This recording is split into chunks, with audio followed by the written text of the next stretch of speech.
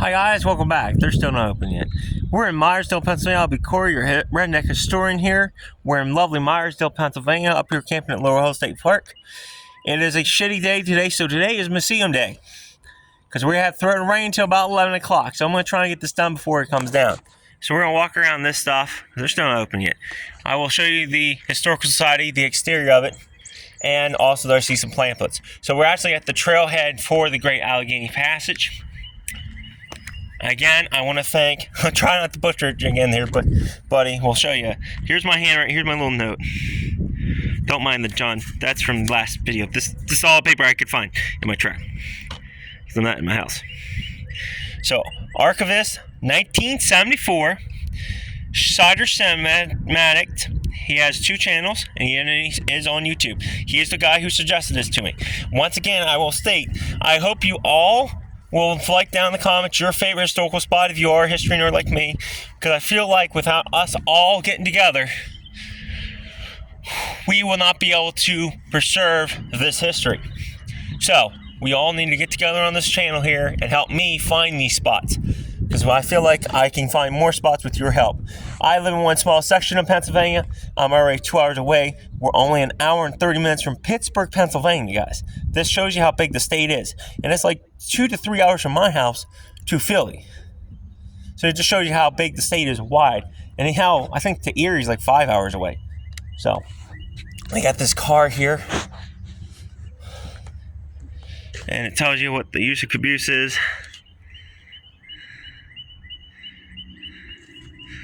Basically, that's the brakeman's job and stuff. Rubber joints. So the crew would actually stay in these things.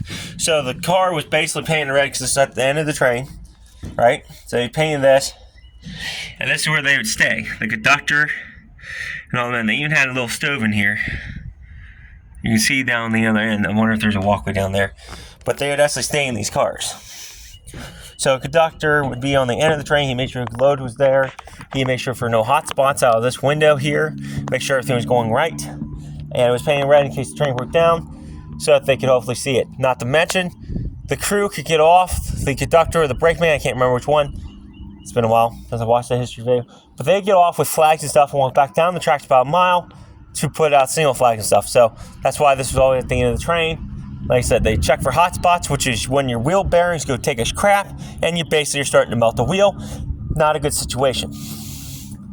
Like I said, I'm not really a railroad nerd, but this is technology. You can see the stove right there they cooked on. I doubt this is open. Maybe it is open. Usually. But I'm here during the off hours. Now, I did see another pamphlet. I want to get down on the tracks here. So put your little note in my pocket, bud. Like I said, it took a shitty day. Kind of a shitty day. That's cool as hell. Can you imagine the noise that one made back in the day?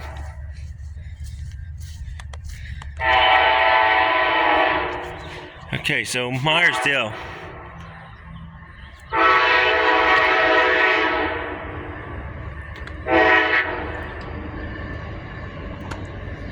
That is cool. When the Baltimore and Ohio Railroad came through the Castleman River Valley in 1871, Meyersdal was a prosperous town found by German settlers in the late 1700s. Myers Mill became Meyersdal in 1874 and was an important training spot for local agriculture and later for coal. The Western Maryland Railroad, now the Trail, was built in 1912 to compete with the B&O, the railroad connecting Meyersdal and its countryside to East Coast cities. By the 1890s, Meyersdal was Somerset County's principal economic, culture, and population center, with 5 hotels catering to travelers. Maple sugar productions are still produced in the area, and Meyersdal hosts the Pennsylvania Maple Festival in early spring when the majestic magic water runs through the sugar maple trees. So here's a picture of coal mining. Coal mining, local coal miners brought coal by horse-drawn wagons to load onto rail cars at the bustling Western Maryland station. The bituminous or soft coal of this area was shipped to Baltimore, Philadelphia, and other eastern cities. So cool. Then there's a guy harvesting maple syrup, which is still happening. So here's a picture of historic downtown. Historic downtown, the only owner of the store occupied 149 Center Street, where Somerset Trust Company Archup Park now stands. Downtown Meyersdale had 5 hotels and 67 stores, then saving a resident population of nearly 40,000. It's starting to spit, guys, so slightly hurrying here. So, been there. Want to check this out, but I can't find the trailhead. Want to check this out, can't find the trailhead. Kind of want to see this one, can't find the trailhead. I'm not walking the whole trail. Maybe I've had more days, guys. I have one more day left up here. This is the map of the trail, the line, and right here's the road. There's one more bulletin board. I'm gonna walk around this sucker quick. I think that's where a signalman would stand, or that would be just for. There's one more bulletin board. I want to get this done. It's starting to rain here. I still gotta get around this sucker and get back in the truck before it comes down any harder.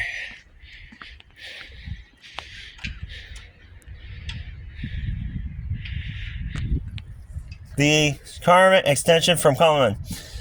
Financier George could purchase the Western Maryland as part of Transnational Railroad World Stretch. The Baltimore and San Francisco could extend Westmoreland to Cumberland, but would bankrupt, and this dream died. New manager opened the Concho Stretch in 1912, connected with the Pittsburgh and Lake Erie Railroad, had to move traffic to the eastern seaboard.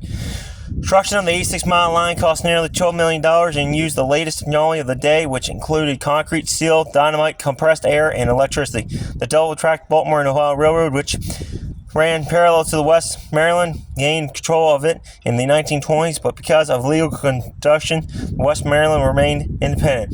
Eventually, the Chase system controlled the line and abandoned it in 1974 at 5. So this bulletin board's really shitty looking, but that's pretty cool. Sorry for the top part, but it wasn't my education field. I mean, it was the board. Some of these things are old. So here's the station, guys. We're gonna go inside here because it's starting to rain.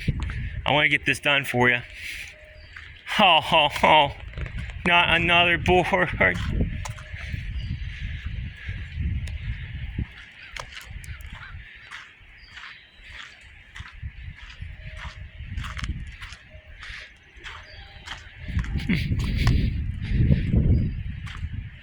We'll run over there and check that board out quick. Oops. There's concrete.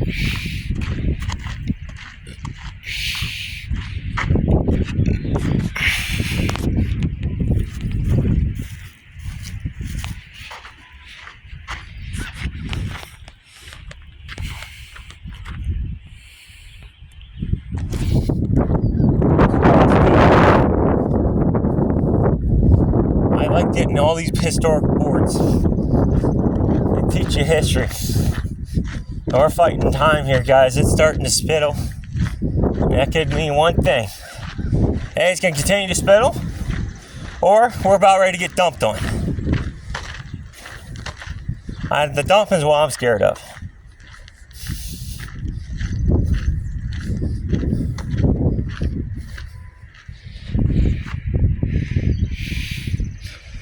Oh, sweetest place on earth. This is birth of Maple City. Around portable stoves on Buster Water Night in 1948, planes were formed for Meyersdal, first male festival that celebrates and promotes the sweetest of all Pennsylvania continents, Somerset County maple syrup. The first festival took place on March 18, 1948. Over 15,000 people gathered and formed the New Colony Hotel as Pennsylvania. And Lieutenant Governor Daniel B. Stuckler addressed the crowd, and Miss Anna Jen Hopeberg was crowned the first Pennsylvania Maple Queen. Each year the festival has grown. It now includes maple sugar demonstrations, arts and crafts, live music, and of course the famous Meyersdal Lions pancakes with 1% per Somerset County maple syrup. All is open to the public. Legend of Magic Water is extraordinary production with a cast of more than 100 local people from nearborn to 80 plus years old. Stepped into local history and festival tradition, it has something for everyone from an Indian attack to a Hedo, hoedown, a simple hymn to classic ore. Maple Mansion. I'm not reading these, mainly because it's starting to rain. But you get the gist. So like I said, that is the first Maple Queen of Maple Fest. Okay, let's get going. So like I said, we're at the trailhead. This is the old line right here. I am getting more concerned because it is starting to come down. I want to get back in my truck before this thing opens. But you should always check out these bulletin boards. They put them up for a reason. Might as well see what's on them for a reason. Right? So let's walk around the station quick. We'll walk this way. I'm sorry for rushing, but it is starting to rain now pretty good. I don't want to get soaked. So, show you this side here quick. And look, there's lovely Main Street, Meyersdale. We're gonna. So here's the other side. I'm getting up on the porch.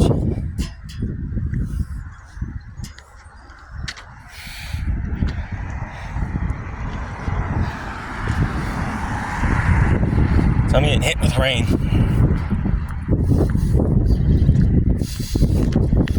I'll head back to the truck till it's 9 o'clock.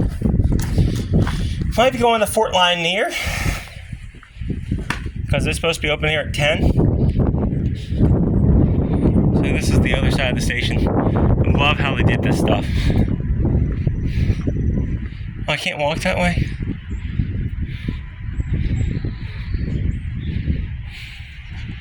It's 9 a.m.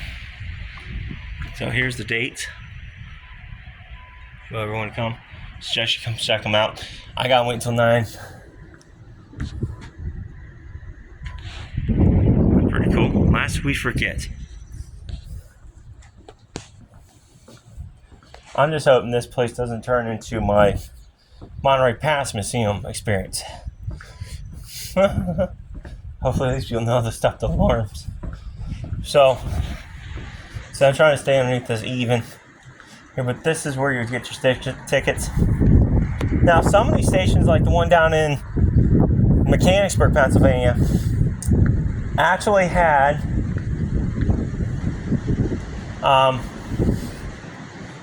two entrances. So that for one was for women, one's for men. So here's actually one for a load for cargo.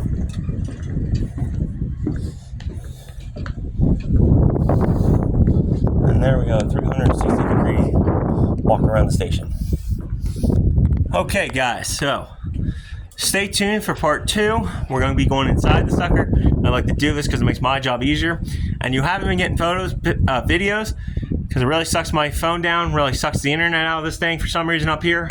I can't even get on Google Maps when it's uploading videos. So that's why no videos have been posted while I'm up here. Sorry, you're going to have to wait until I get back, probably on Thursday or Wednesday, for me to start posting videos. Or have them start posting. Anyways, till next time, stay curious, stay adventurous.